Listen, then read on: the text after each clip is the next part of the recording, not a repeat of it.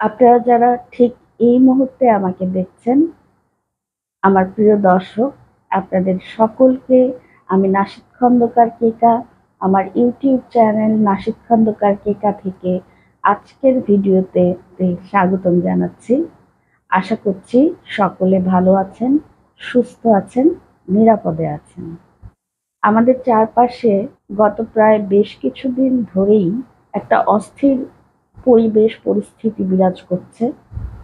সেটা আবহাওয়ার দিক থেকেই হোক অথবা সামাজিক বা রাষ্ট্রীয় বা বৈশ্বিক যে কোনো দিক থেকেই হোক, এই অবস্থাতে আমাদের মানসিক শান্তি বজায় রাখা অত্যন্ত জরুরি।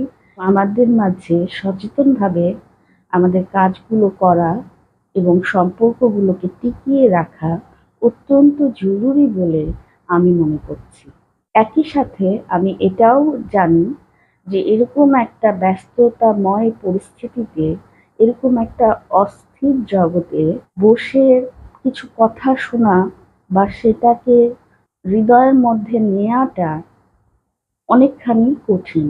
আপনারা সকলেই জানেন আমি সাধারণত মোটিভেশনাল বা অ্যাওয়ারনেস বিল্ডিং এর জন্য বিভিন্ন ভিডিও করি এবং আপনাদের সাথে সেটা শেয়ার করি। কিন্তু আমাদের এই অ্যাওয়ারনেস বৃদ্ধির জন্য যে কাজ বা সচেতনতা বৃদ্ধির জন্য যে কাজগুলি, সেগুলো আমার মনে হয়েছে সবসময় কথা বলে বা আলোচনা করে বোঝানো যতটা না সহজ, তার চাইতে বেশি করে সম্ভব যদি আমরা আমাদের চারপাশে ঘটা বাস্তবের ঘটনাগুলো দিয়ে সেটাকে ব্যাখ্যা করার চেষ্টা করি। সেই জায়গা থেকেই আমি গত কিছুদিন বিভিন্ন সময়ে আপনাদের সাথে জীবনের বিভিন্ন গল্প শেয়ার করেছি।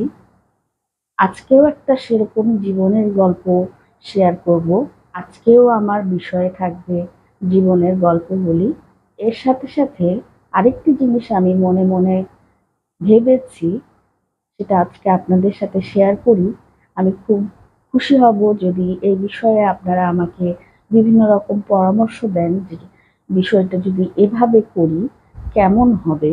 আমি ভেবেছি আমার যে ভিডিওগুলো আমি করি আপনাদের বা আমাদের সবার মধ্যে কিছুটা হলেও সচেতনতা তৈরি করার জন্য, সেইগুলো আমি বিভিন্ন গল্পের মাধ্যমে বলবো। কিন্তু সেই গল্পগুলো সবগুলোই হবে বাস্তবে ঘটে যাওয়া এবং খুব সাম্প্রতিককালে ঘটে যাওয়া। কোনো কোনো গল্প শুনে হয়তো আপনাদের কাছে মনে হতে পারে যেগুলো একেবারেই অবাস্তব। কারণ আমরা আমাদের চারপাশে বা আমাদের নিজেদের জীবনে যে ঘটনাগুলো সাধারণত ঘটতে দেখি না, সেটাকেই হয় আমরা ভুল ব্যাখ্যা করি অথবা সেটা কিছুটা হলেও রং মেশানো বা অবাস্তব বলেই ধারণা করে থাকি।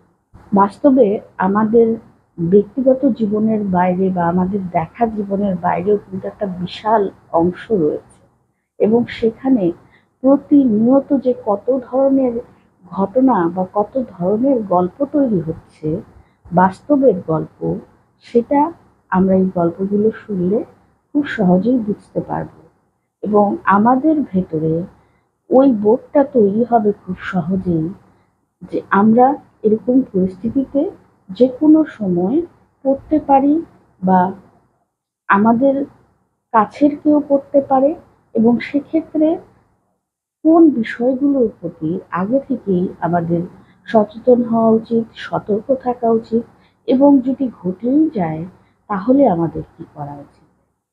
আমি খুব বেশি আলোচনায় যাব না, গল্পটাও খুব বড় করে বলবো না, খুব সংক্ষেপে বলবো।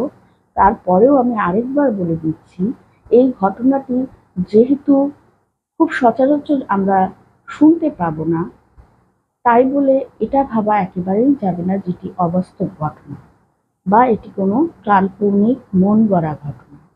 এটি একেবারেই বাস্তব ঘটনা এবং এই ধরনের ঘটনাগুলো আমাদের চারপাশেও ঘটে, কিন্তু সাধারণত বা বলতে গেলে অধিকাংশ ক্ষেত্রেই এই ঘটনাগুলো প্রকাশিত হয় না কোনোভাবে। আজকের ঘটনাটা দেখলেও সেটাই আপনারা বুঝতে পারবেন যে যদি ঘটনার প্রকাশ অনেক আগেই ঘটতো তাহলে কিন্তু বিষয়টা যে অবস্থায় এসে থেমেছে সেই অবস্থা পর্যন্ত আসতো না। সেই জায়গায় আমি বারবার বলবো, যারাই দেখছেন বা যারাই দেখে পরবর্তীতে অন্যদের সাথে কিছু শেয়ার করবেন, তারা এই জিনিসটা বিশেষভাবে মনে রাখবেন। শেয়ার করা আমাদের জীবনে অত্যন্ত জরুরি একটি জায়গা এবং আমাদের সকলের কম বেশি একজন মানুষের কাছে অন্তত শেয়ার করা উচিত আমাদের সমস্যাগুলো, আমাদের খারাপ লাগাগুলো, আমাদের যে জায়গা থেকে একটু হেজিটেশন হয় সেই জায়গাগুলো, বা যেই জায়গায় এসে আমরা একটু আটকে যাই সেই জায়গাগুলো। আমার এবং আপনার, আমাদের দুজনের অভিজ্ঞতা দুরকমের। আমরা যদি নিজেদের মধ্যে শেয়ার করি, এই ২ রকম অভিজ্ঞতা আবার কিন্তু এক জায়গায় আসবে। আবার আমরা দুজন যদি আরো ৫ জনের সাথে শেয়ার করি, আরো ৫ রকম অভিজ্ঞতা তার সাথে এড হবে। তখন কিন্তু ব্যাপারটা আরো অনেক সহজ হবে। যাই হোক, আজকের ঘটনায় চলে যাই। ঘটনাটি শুরু হয় এভাবে: একটি স্কুলে আইনশৃঙ্খলা বাহিনী বা বলতে গেলে পুলিশ এবং স্কুলের টিচারদের তত্ত্বাবধানে একটি ওয়ার্কশপ হয়। তার মূল বিষয় ছিল আমাদের সন্তানদের বা শিশুদেরকে সচেতন করা, এবং সচেতন করা কোন বিষয়টিতে? ব্যাড টাচ এবং গুড টাচ, বা যেটাকে আমরা বলি স্পর্শ, সেই স্পর্শটা এবং মানুষের আচরণ, ব্যবহার, এইগুলো দেখে কখন তারা বিপদের আশঙ্কা করতে পারে বা কখন তারা বুঝবে যে কোনো একটা ঘটনা, যেটি অবশ্যই নেগেটিভ, ঘটতে যাচ্ছে, এবং সেই বিষয়টায় শিশুদেরকে সচেতন করা। আমাদের সময়ের তুলনায় আজকে কিন্তু শিশুদের প্রতি যৌন নির্যাতনের পরিমাণ অনেক গুণে বেড়ে গিয়েছে, এবং যে কারণেই আমরা বাধ্য হচ্ছি আমাদের শিশুদের সাথে অনেক কিছু শেয়ার করতে। কিন্তু এটা আমাদের বাধ্য না হয়ে খুব স্বাভাবিকভাবেই করা উচিত। কারণ শিশুরা যেহেতু অপেক্ষাকৃত দুর্বল এবং তারা সাধারণত কোমলমতি হয়, তাদের মনটা হয় খুব সফট, সেই কারণে খুব সহজেই কিন্তু তাদেরকে দিয়ে বা তাদের নিয়ে বিভিন্ন রকম নেগেটিভ অ্যাক্টিভিটিস করা যায় বা করানো যায়। এই বিষয়টি আমাদের মাথায় রেখে আমাদের সন্তানদেরকে বিপদগুলি সম্পর্কে আমাদের আগে থেকেই সচেতন করে দিতে হবে। সেই ওয়ার্কশপে স্কুলের প্রায় সব শিশুরাই অংশগ্রহণ করে এবং টিচাররা তাদেরকে বিভিন্নভাবে বোঝায়। পুলিশের যারা আসেন এই ওয়ার্কশপটি করতে, তারাও বোঝায় কোন ধরনের স্পর্শ তাদেরকে ইঙ্গিত করে যে এটা সঠিক নয় বা এটা কোনো নেগেটিভ ঘটনা ঘটার ইঙ্গিত করছে। কোথায় কোথায় তাদেরকে স্পর্শ করলে বা কি ধরনের আচরণ করলে তারা এটাকে সঙ্গে সঙ্গে না বলবে, এবং তার টিচার হোক, বাবা মা হোক, অথবা যে কোনো বড় মানুষ যাকে সে বিশ্বাস করে বা যার কাছে সে বলতে পারবে, তার কাছে বিষয়টি শেয়ার করবে।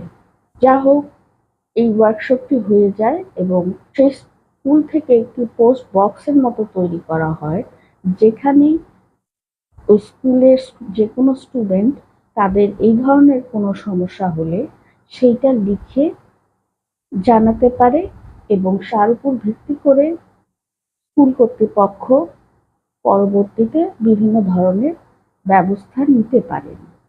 এই স্কুলে একজন শিক্ষিকা এসেছিলেন, যিনি বাচ্চাদের নিয়ে কাজ করার অনেক অভিজ্ঞতা রাখেন এবং তিনি বেশ নতুন 4-5 মাস হলেও স্কুলে এসেছেন।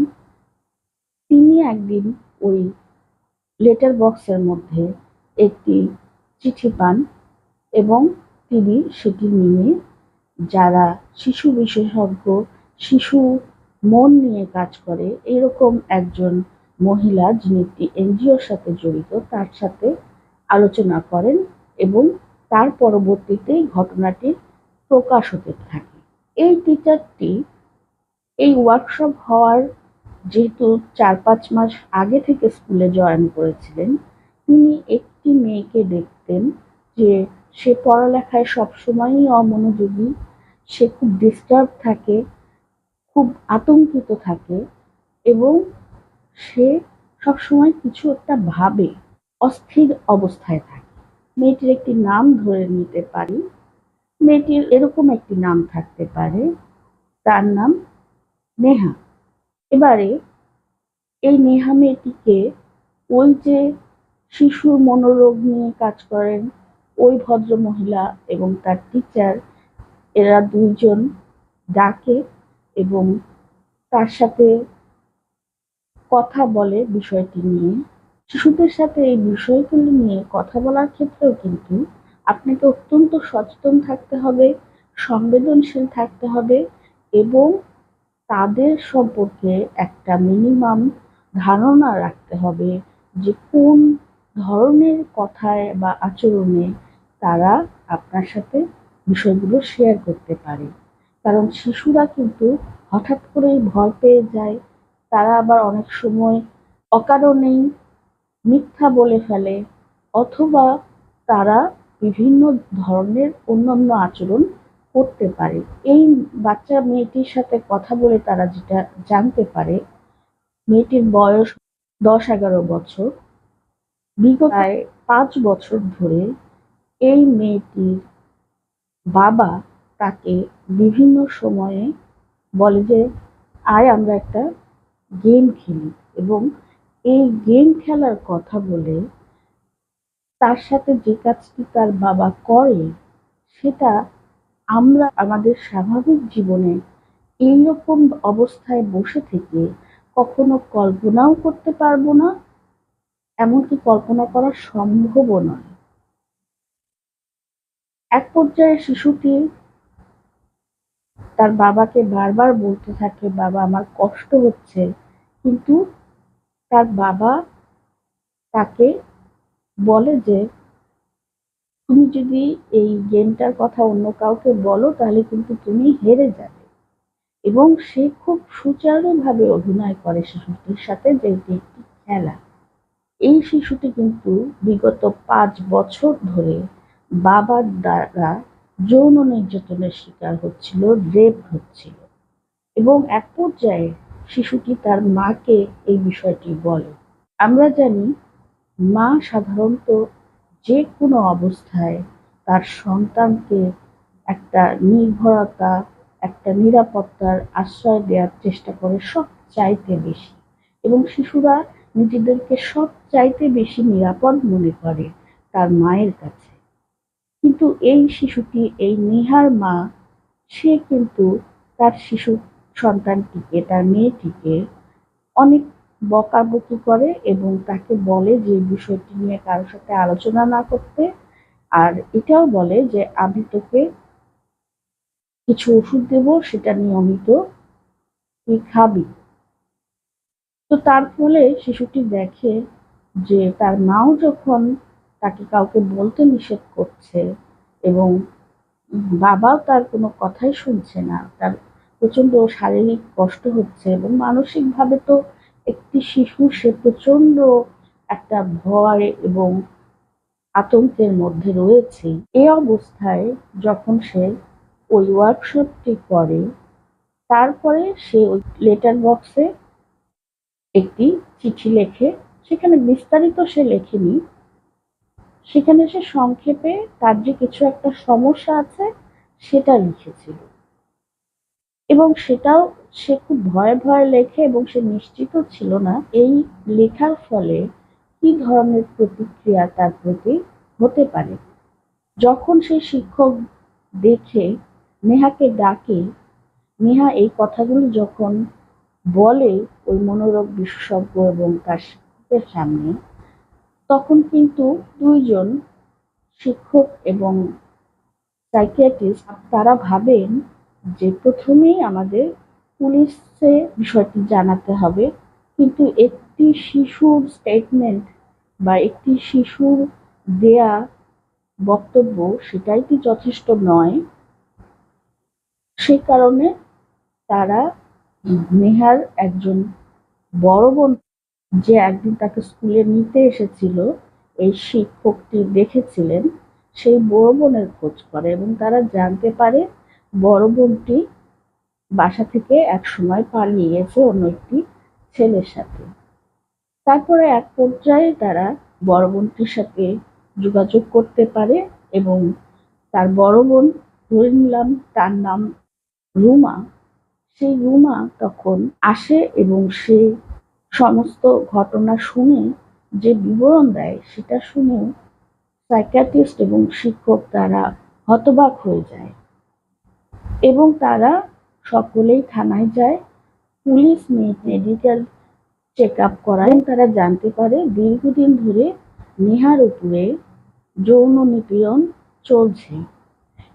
আর নেহার যে বড় বোন রুমা, সে বলে যখন আমার বয়স প্রায় 15-16 বছর, তখন একবার আমার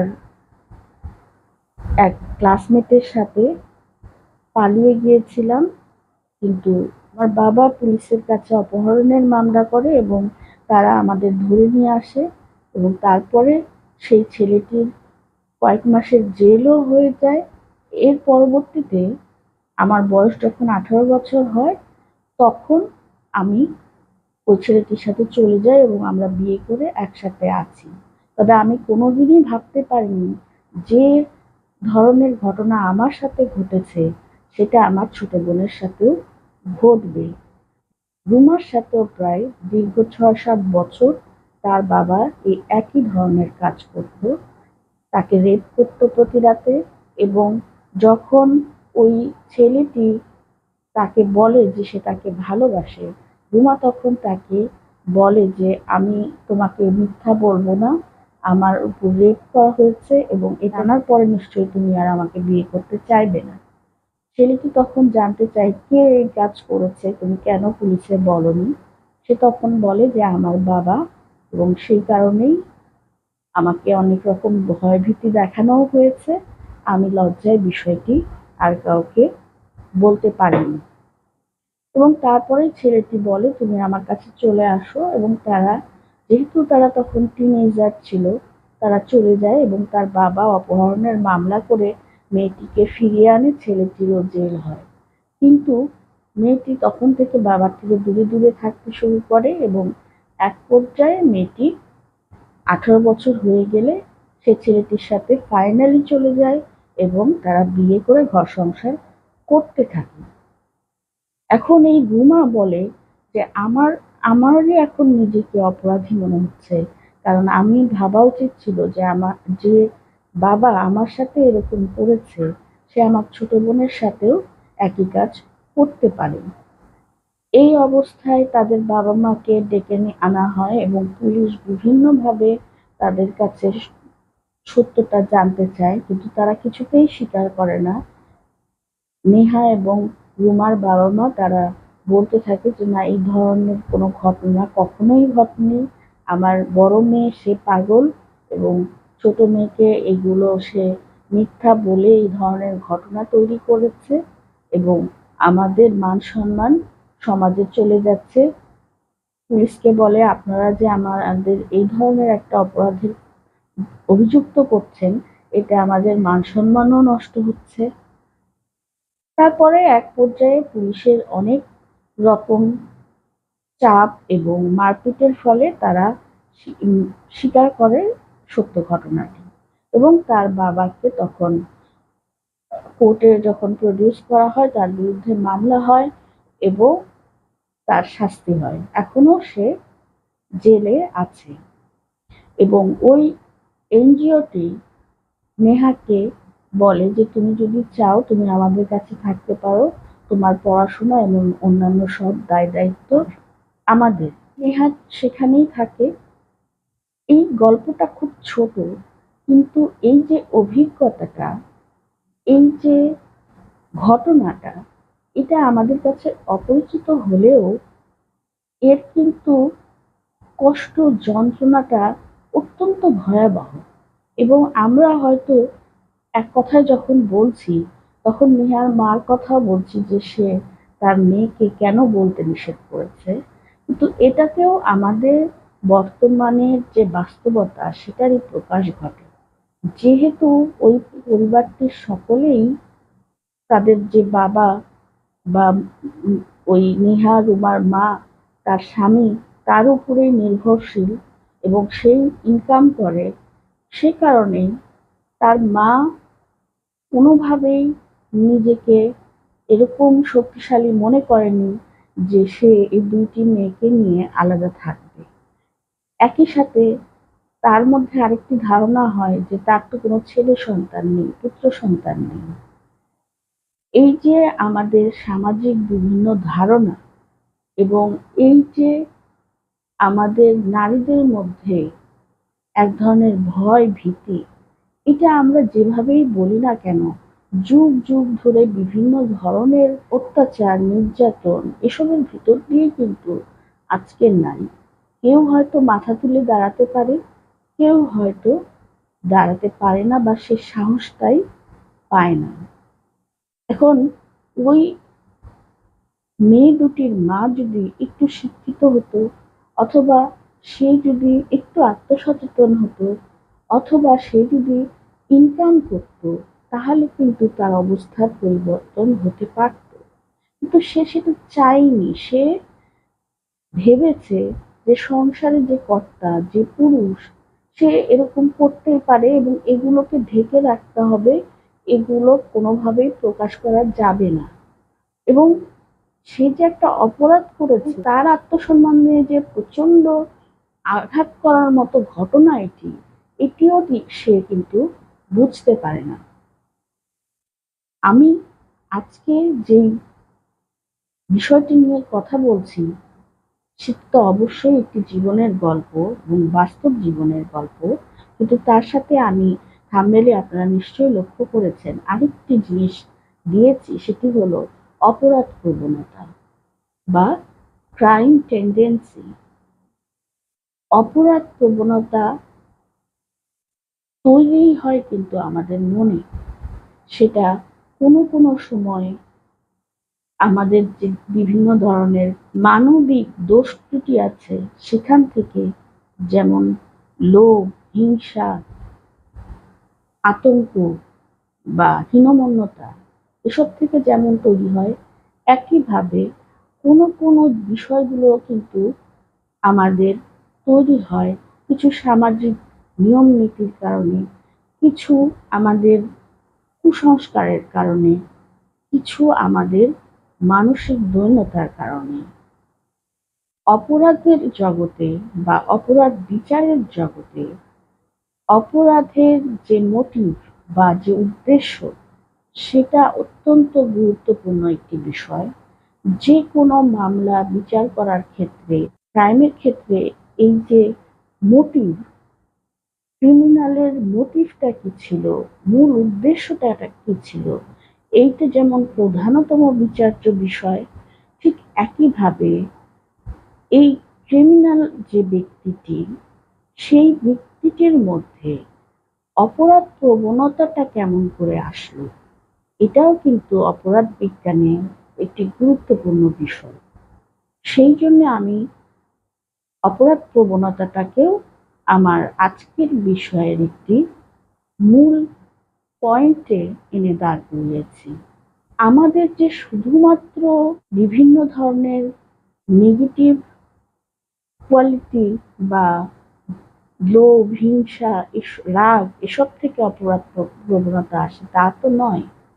এই যে সমাজ আমাদেরকে বুঝিয়ে দেয় যে একটি নারী, তার বয়স যাই হোক না কেন, সে আমার সম্পর্কে যেই হোক না কেন, আমি পুরুষ, সে আমার কাছে ভোগের একটি বিষয়। এই জিনিসটা যখন চরম একটা বিকৃতির জায়গায় চলে যায়, তখন কিন্তু এইভাবে নিজের সন্তানকে নিজে রেপ করা যায়। এইটা তো কোনো কোয়ালিটির বিষয় নয় যে তার লোভ হয়েছে, তার হিংসা হয়েছে।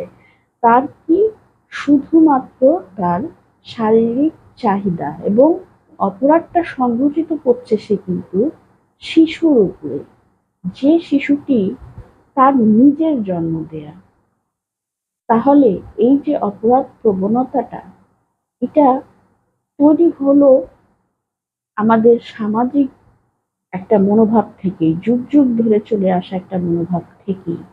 আপনি দেখেন যে শুধু রেপ না, এই যে নারীদের কথায় কথায় অনেক সময়ই অনেক অসম্মানজনক কথাবার্তা শুনতে হয় পরিবারের লোকজনদের থেকে, এরও মূলে কিন্তু কাজ করে আমাদের ওই সামাজিক ধ্যান ধারণাটি।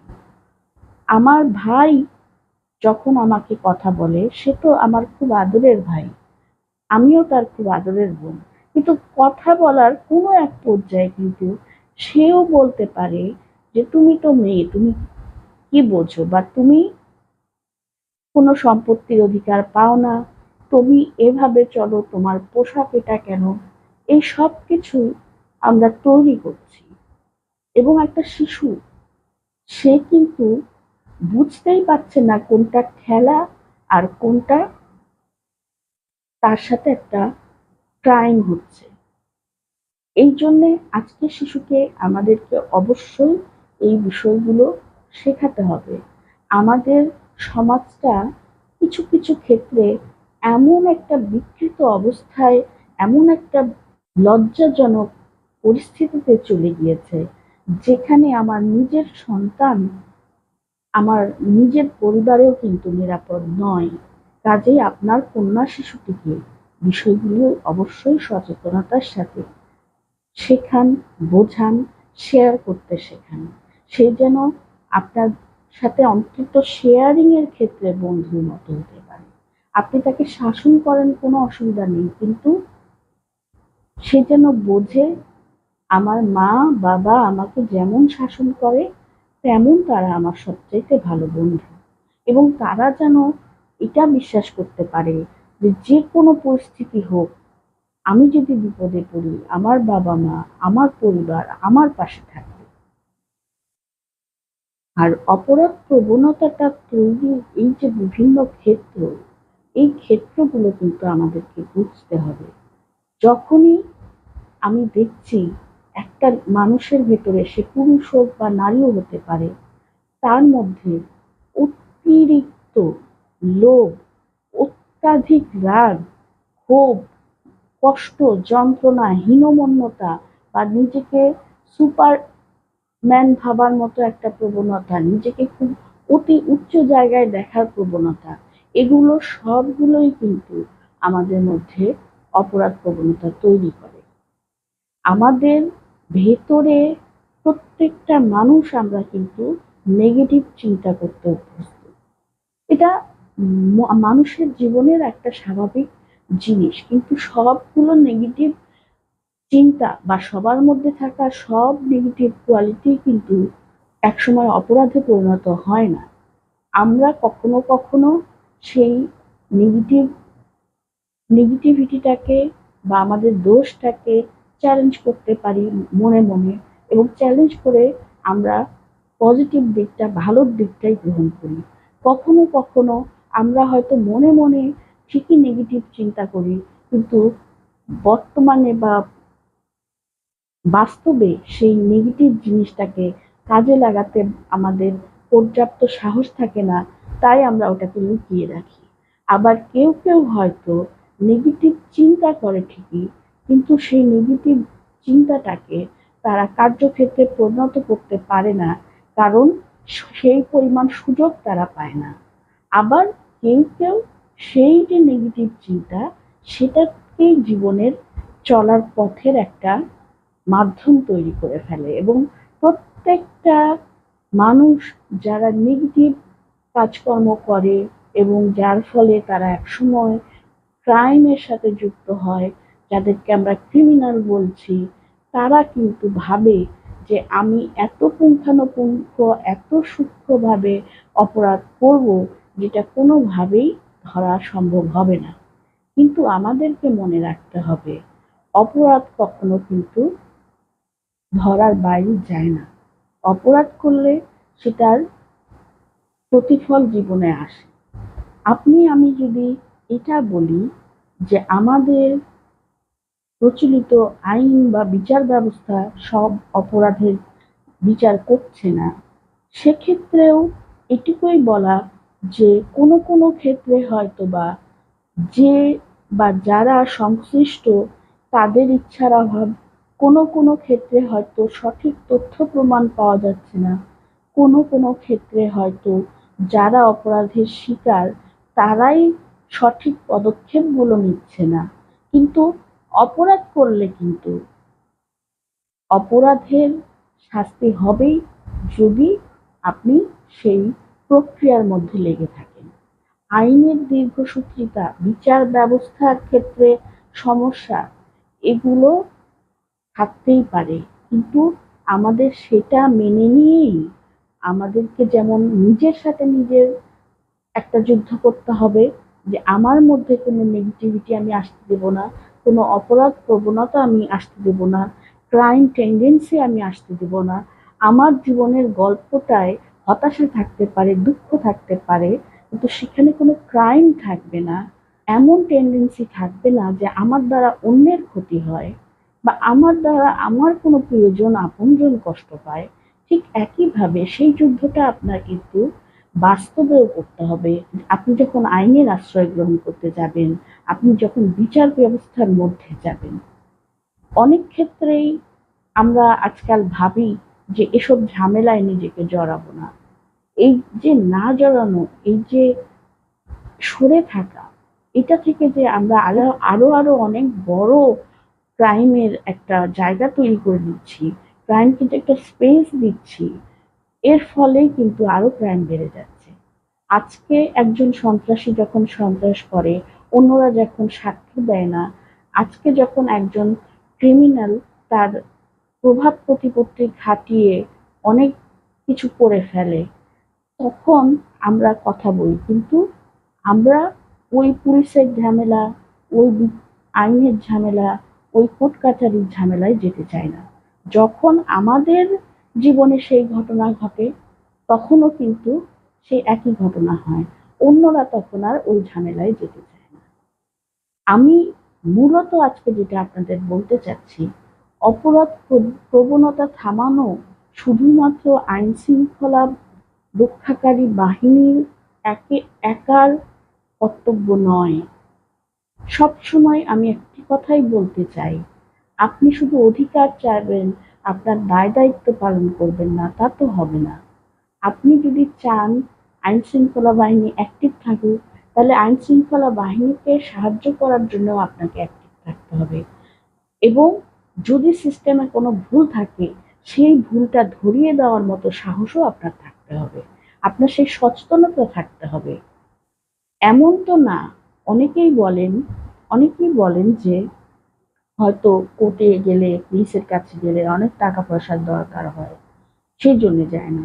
শুধুমাত্র যাদের পর্যাপ্ত অর্থ নেই তারাই যে শুধু আইনের আশ্রয় নেয় না তা না।